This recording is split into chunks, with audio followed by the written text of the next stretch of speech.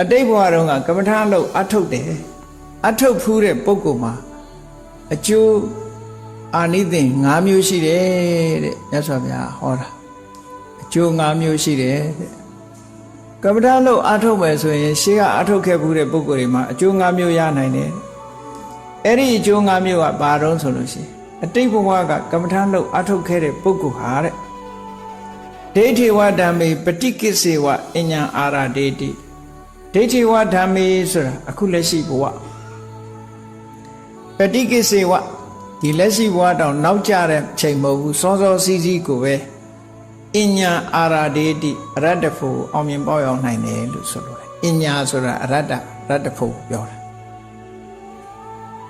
ဆိုလိုတာကအတိတ်ဘဝကကမ္မထာအထုတ်ခဲ့တဲ့ပုဂ္ဂိုလ်ဟာအခုလက်ရှိဘဝမှာတဲ့စောစောစီးစီးအရတ္တမေရတ္တဖို့တရားကိုရနိုင်တယ်ရဟနာဖြစ်နိုင်တယ်လို့ပြောတာဒါကနံပါတ်1အကျိုးဒီဘဝမှာရင်ရဟနာဖြစ်နိုင်တယ်တဲ့ကဲမဖြစ်ဘူးဆိုရင်စောစောစီးစီးမဖြစ်ဘူးဆိုရင်ဘယ်အချိန်မှဖြစ်တယ်ဒုတိယကသေကံဤအချိန်မှာရဟနာဖြစ်နိုင်တယ်ခုနစောစီးစီးဆိုမသေးခင်နော်ကြိုတင်ပြီးတော့စောစောရဟနာဖြစ်နိုင်အဲ့ဒါလို့မဖြစ်ဘူးဆိုရင်သေတဲ့အချိန်မှာဖြစ်မယ်ဆိုလိုတာကဒီဘဝမှာရင်မသူရဟနာဖြစ်ဖို့ခွင့်ရှိတယ်နော်စောစောစီးစီးရဟနာဖြစ်ခြင်းလည်းဖြစ်မယ်သို့မဟုတ်သေကံဤအခါဖြစ်ခြင်းလည်းဖြစ်မယ်ဒုတိယကဲအဲ့ဒီနှစ်ခုလွဲချော်သွားပြီသေကံဤအခါလည်းမဖြစ်ဘူးဆိုလို့ရှိရင်သေပြီးရင်နတ်ပြည်ရောက်မှာနတ်ပြည်ရောက်တဲ့အခါကျတော့နတ်သားဖြစ်တဲ့အခါမှာရဟနာဖြစ်မယ်တဲ့ဒါ chance တတိယတစ်ခုเนาะအကျိုး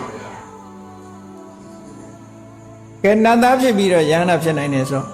သူကကမ္မထာလို့အားထုတ်ထားတဲ့ပုဂ္ဂိုလ်ရဲ့အခြေအနေတစ်ခုပြောပြတာကြည့်ဒီဘဝမှာပဲစောစီးစီးရဟနာဖြစ်ခြင်းဖြစ်မယ်မဖြစ်ရင်သေကံဤခါမှာဖြစ်မယ်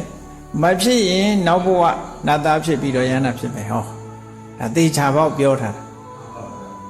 ကဲနတ်သားမဖြစ်ဘူးလူလာဖြစ်တယ်ဖះနဲ့တွေ့တယ်ဆိုရင်မြတ်စွာဘုရားရဲ့အထံမှာခိပ္ပဗိည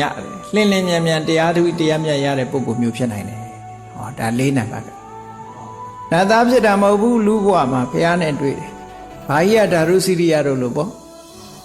လမ်းပေါ်မှာပဲဖះခဏလေးဟောတာတရားဝဲဘလောက်မှမကြလိုက်ဘူးเนาะ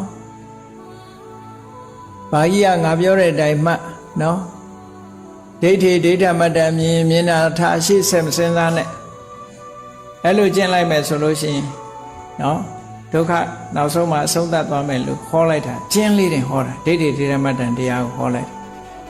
နာရင်းနဲ့တခါတည်းရဟနာဖြစ်သွားတာအဲ့ဒါကိုခိပ္ပပိညာပုဂ္ဂိုလ်လို့ခေါ်တယ်လင်းလင်းမြန်မြန်သိတဲ့ပုဂ္ဂိုလ်မျိုးဖြစ်မယ်တဲ့ဒါစတုထမြောက်အကျိုးဟောနောက်တစ်ခုကျတော့အဲ့ဒီလိုမဖြစ်ဘူးဆိုရင်လွဲချော်သွားရင်မဖြစ်မလို့ဆိုနောက်ဆုံးဘဝမှာပိစိကဗုဒ္ဓဖြစ်မယ်တဲ့တရားထုတ်ခဲ့တဲ့ပုဂ္ဂိုလ်တွေကိုပြောတာเนาะ